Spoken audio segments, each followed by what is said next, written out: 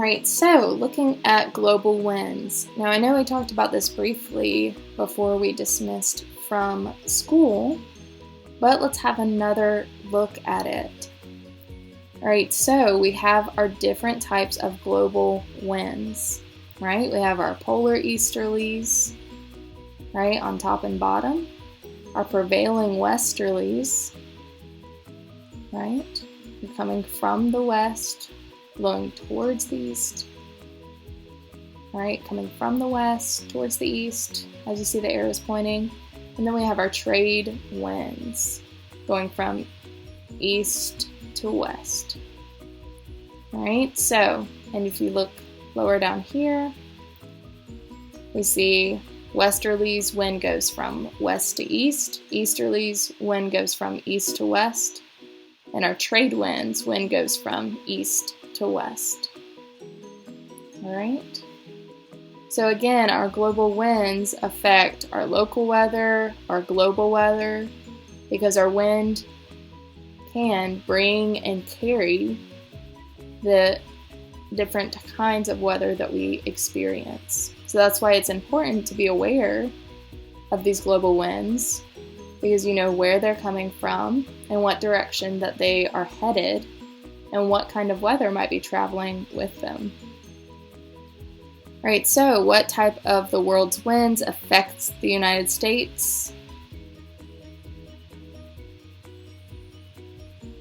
Moving weather systems, high and low pressure fronts from west to east.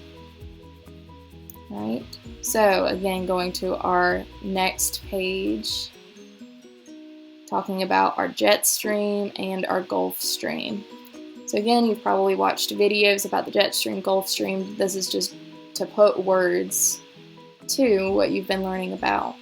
So jet stream is a changing boundary between a cold air mass and a warm air mass that helps move weather from west to east. It's an air current like a river, so instead of water, it is air moving along.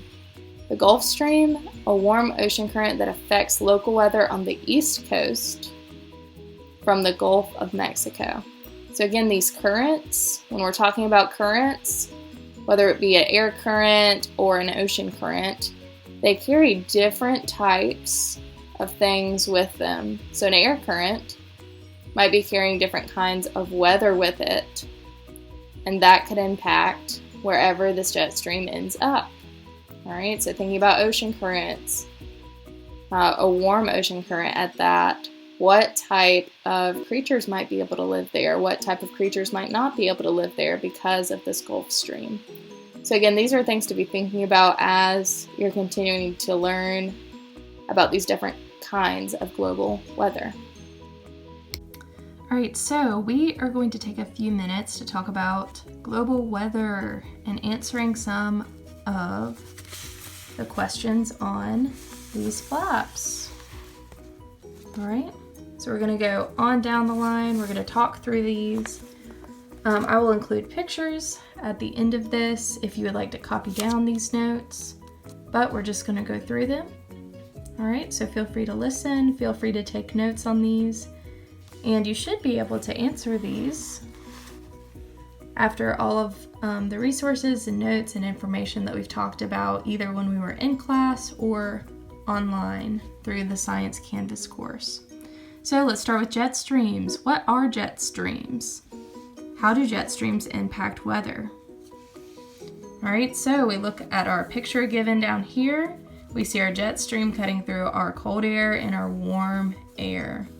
All right, so what are jet streams?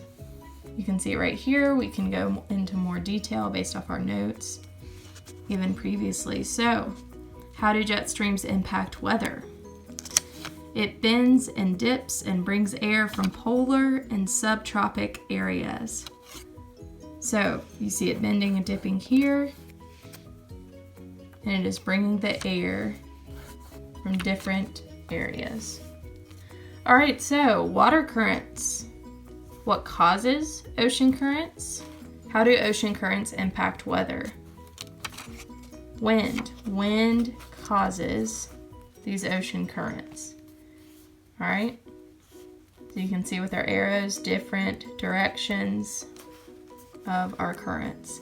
How do ocean currents impact weather?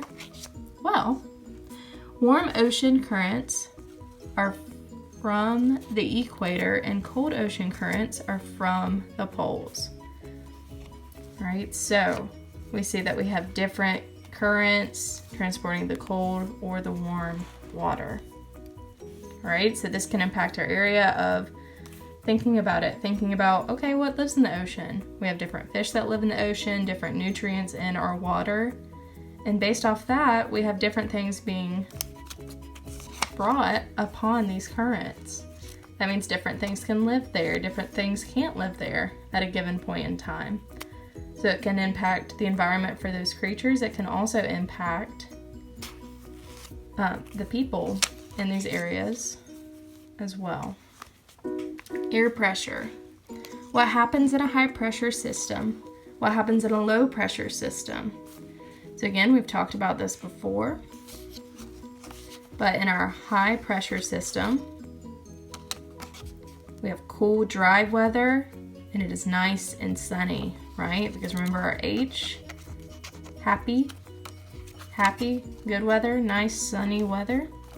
And what happens in our low pressure system? Warm, humid weather. It's normally gloomy, cloudy, overcast, stormy. All right, so again, remembering our high pressure system, low pressure systems are different. And you can see our little picture here to represent those. All right, so other factors. How does the wind affect weather?